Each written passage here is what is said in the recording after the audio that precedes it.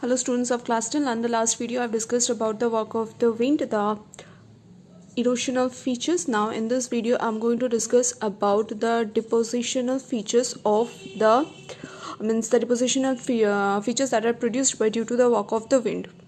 So the first features of the landform that are being produced by the work of the wind is the sand dunes. Sand dunes are nothing but the heaps of sand on a particular region or a particular large regions. This are, in other words, I can say that the prevailing winds blow away the smaller or the finer particles of the sand and deposit at a distant place, and accumulation of those sand particles give rise to the formation of the sand dunes. Okay, there are some mobile sand dunes. The means there are some sand dunes which actually retreat and which actually and extend their length. Those are known as the mobile sand dunes, and in Rajasthan, this type of the mobile sand dunes are very much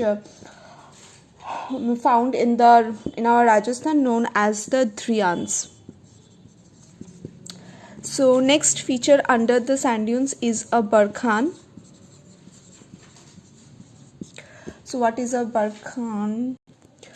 Barkhans are actually the crescent-shaped dune that generally developed in a large number when the wind blows in a constant directions. Okay, the windward slope of the barkhans means this windward slope of the barkhan is gentler, whereas the leeward slope of this barkhan is steeper in nature. The two ends look like a horn, and they are also known as the horns. Okay. The crest of the barkhans, crest means this horn portions of the barkhans move forward when the wind drives the sand, means the wind actually blows the sand from this windward direction and deposit it farther in the front portions of the barkhans. In this way, the extension or the crest portion of the barkhans extend. Okay, as the dunes advance in the direction. These barkhans are found in the desert of Sahara, Atacama, Arabia, and in the Kalahari Desert.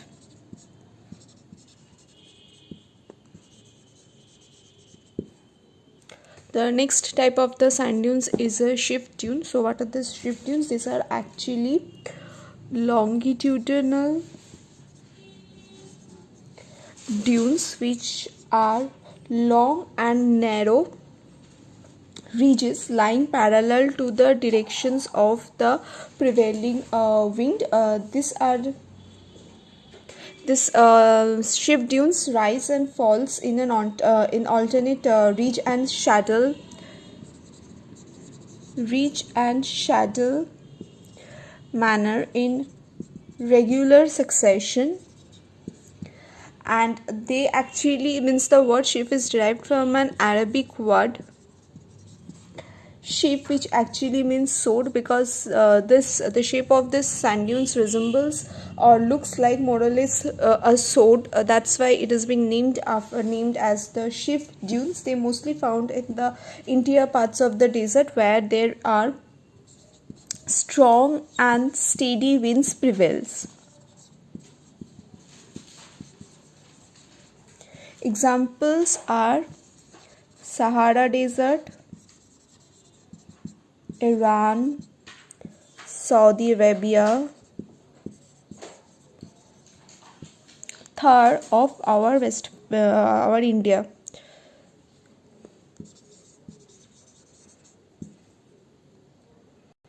Loess is a type of the sand dunes that is found in a distant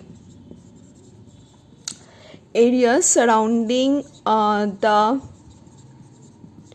desert. The wind actually carries the fine particles of these sands from the desert region and deposit there at a farther distance.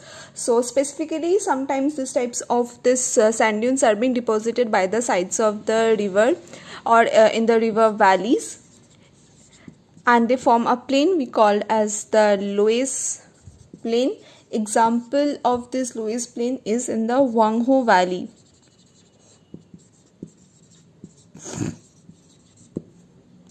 Next is that the landforms that are formed by the actions of water, plus wind. So the first feature is a wadi. What is a wadi? In the desert region, the rainfall is very low, but when the sudden thunderstorms occur or due to flash flood, what happens? There small gullies are formed, and these gullies deepen or do the channel deepening by the process of vertical corrosion and produce some valleys. These valleys during the time of when there is lack of rain during the other point of the year remains dry, and we call this dry valley as the wadi. Sometimes what happened, the depressions that are formed in the desert regions are filled by the water during the time of the heavy rainfall, but later after the rainfall gets over, this total water gets dried up and only salts remains in this valley portions, or in this depression or the valley portion. We call this as the playas.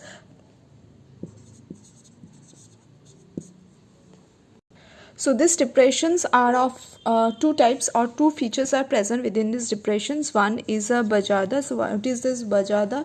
This is a formed feature formed by the alluvium brought by the intermittent streams that are formed during this point of time. And next is a pediment. What is this pediment? It is an erosional features that is specifically found at the foothill portions of the mountainous region surrounding the depressions. Okay. The next is the causes of desertification. There are various causes for the desertification. First is due to the removal of this vegetation in the desert region. What happens? Actually the roots of this vegetation binds the soil. When due to this removal of this vegetations, what happens? The bind become loosened up, and this soil or the sand gets easily carried away by the wind and results in the desertification. Next is that due to the overpopulation, what happens? The exploitations of the marginal land is taking place, and for the farming regions, and as a result of that, what happens? It is causing this desertification.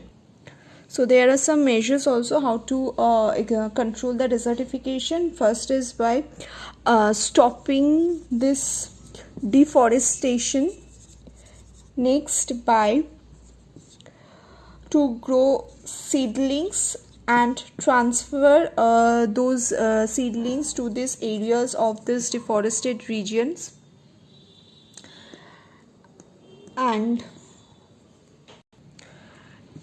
next is contoured trenching. So these are all the process by which the desertification can be stopped. So this is all about the chapter, and this is also the end of this video and also the end of this chapter. Thank you everyone.